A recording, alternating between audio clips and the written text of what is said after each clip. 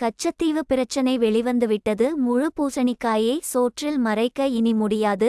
காங்கிரசும் திமுகவும் நீலகண்ணீர் வடிக்கிறார்கள் என குமரி மாவட்டம் இரணியலில் பாஜக வேட்பாளர் பொன் ராதாகிருஷ்ணனை ஆதரித்து தமிழ் மாநில காங்கிரஸ் தலைவர் ஜி.கே. வாசன் பிரச்சாரம். மத்திய அரசினுடைய சாதனையை பேசும்போது மாநில அரசினுடைய வேதனையான சாதனையை நம்மால் குறிப்பிடாமல் இருக்க முடியாது. இன்றைக்கு திராவிட முன்னேற்ற கழகத்தினுடைய ஆட்சி மக்கள் விரோத ஆட்சியாக தமிழகத்திலே நடந்து கொண்டிருக்கிறது. கொடுத்த வாக்குறுதியை நிறைவேற்ற தவறிய ஆட்சி இந்த ஆட்சி. மக்களை காக்க வைத்து வாக்குறுதிகளை நிறைவேற்றாமல் ஏமாற்றுகின்ற ஆட்சி இந்த ஆட்சி என்பதை நீங்கள் மறந்துவிடக் கூடாது. மேலும் கூற வேண்டும் என்றால், இந்த ஆட்சியின் கீழ் ஏழை எளிய நடுத்தர மக்களுக்கும் சாதாரண மக்களுக்கும் ஏன் அனைத்து தரப்பு மக்கள் மீதும் சுமையை ஏற்றிய அரசு இந்த அரசு. இந்த அரசு வந்த பிறகு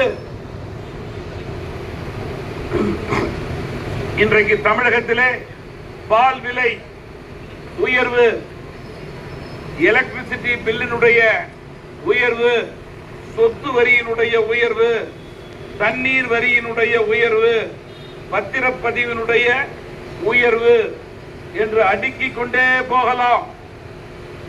அப்படிப்பட்ட ஒரு கஷ்டமான சூழலை திராவிட மாடல் என்று கூறிக்கொண்டிருக்கின்றது அரசு மக்கள் மீது சுமத்தி இருக்கிறது.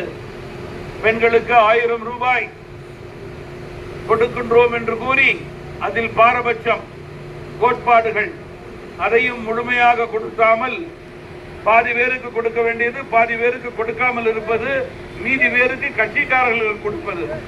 இன்னும் சொல்ல போனால் திராவிட மாடலுடைய பெருமை என்னவென்றால் 1000 ரூபாயை பெண்கள் கையிலே காலையிலே கொடுப்பது, மாலையிலே அந்த வீட்டில் உள்ள ஆண்கள் பெண்களிடமிருந்து அதை பறித்து கொண்டு அரசு நடத்தும் டாஸ்மாக் கஜானாவிலே அதை போட்டுவிட்டு குடித்துவிட்டு கொடுத்த பணத்தை மீண்டும் அவர்களிடமே 24 மணி நேரத்திலே வாங்குவதுதான் இன்றைய திராவிட மாடல் அரசு என்பதை வாக்காளர்கள் மறந்துவிடக் கூடாது. பெரியோர்களே, தாய்மார்களே, இன்றைக்கு கல்வியிலே அரசியலை புகுத்துகின்ற அரசு திமுக அரசு என்பதை பெற்றோர்கள் மறந்துவிடக் கூடாது. நீட் தேர்விலே இன்றைக்கு தமிழக மாணவர்களை பொறுத்தவரையிலே குறிப்பாக ஏழை எளிய நடுத்தர கிராமப்புற மாணவர்கள் மற்ற மாநிலத்தில் உள்ள மாணவர்களுக்கு சவால் விடும் வகையிலே செயல்பட்டுக் கொண்டு மதிப்பெண்ணை பெற்றுக் கொண்டிருக்கிறார்கள். ஆனால் நீட் தேர்வை எல்லா வருடமும் நிறுத்தப் போகிறோம் என்று மாணவர்கள் மத்தியிலே குழப்பத்தை ஏற்படுத்துகிறது இந்த அரசு. பெற்றோருக்கு தேவையில்லாமல் ஒரு தொந்தரவை ஏற்படுத்துகிறது இந்த அரசு. எதற்கு இந்த அரசியல் கல்வியிலே என்று நாங்கள் கேட்க விரும்புகிறோம்.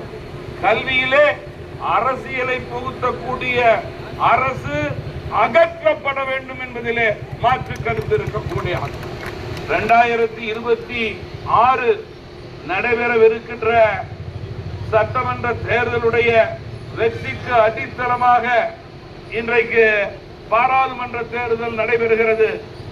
தமிழகத்தினுடைய மரியாதைக்குரிய முக்கிய தலைவர்கள் எல்லாம் இந்த தேர்தலிலே போட்டியிடுகின்றார்கள் என்றால் தமிழகத்தினுடைய தலை விதியை மாற்ற வேண்டும். 55 வருடங்களுக்கு பிறகு மீண்டும் பெருந்தலைவர் பெயரிலே பொற்கால ஆட்சி, அந்த ஆட்சியை வழிநடத்தக்கூடிய தலைமை மத்தியிலே பிரதமருக்கு உண்டு. அவர் ஆட்சியோடு இங்கே நல்லாட்சி தமிழகத்திலே நடக்க வேண்டும் என்ற நல்லெண்ணத்தின் அடிப்படையிலே நல்ல தலைவர்கள் எல்லாம் ஒன்று கூடியிருக்கிறார்கள்.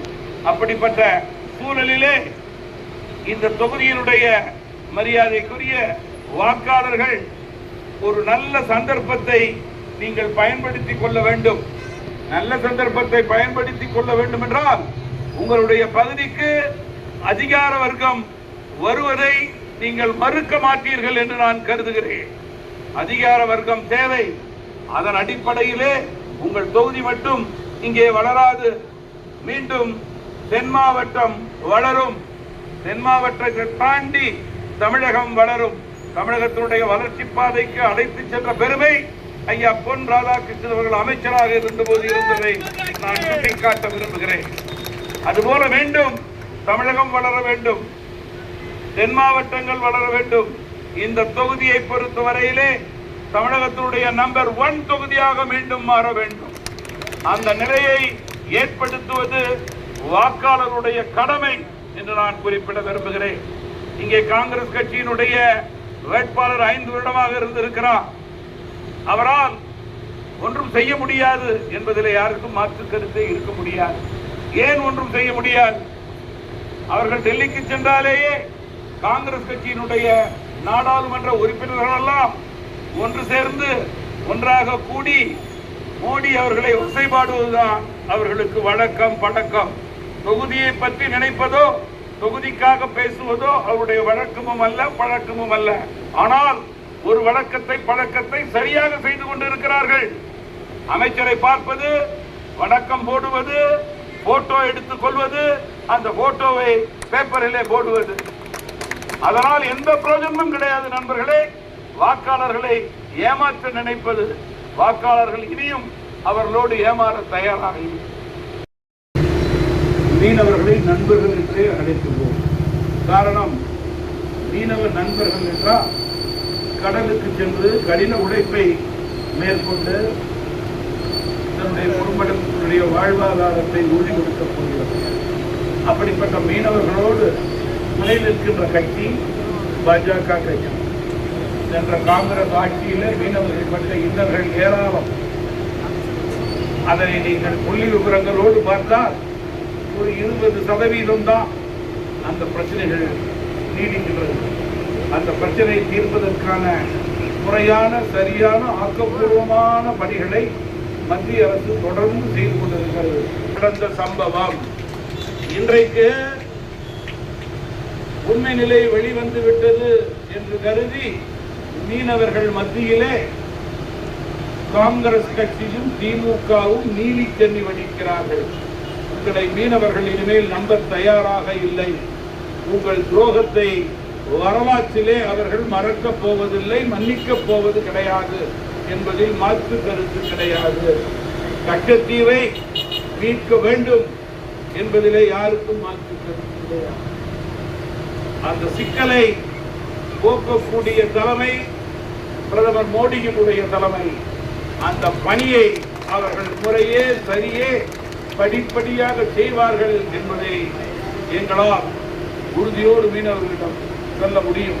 ஆனால் திமுக காங்கிரஸ் முழு பூசணிக்காயை சோற்றிலே மறைக்க நினைத்தால் மீனவர்கள் ஏமாற தயாராக இல்லை. இனியும் நீங்கள் மீனவ நண்பர்களை ஏமாற்ற முடியாது. அவர்கள் ஏமாளிகள் அல்ல என்பதை இந்த நேரத்தில் தெரிவித்துக் கொண்டு, மீனவர்களுக்கு நம்பிக்கை கொடுக்கின்ற கூட்டணியாக எங்களது கூட்டணி செயல்படும் என்ற உறுதியை கூட்டணி கட்சியினுடைய தலைவர்களில் ஒருவன் என்ற முறையிலே என்னால் குறிப்பிட முடியும்.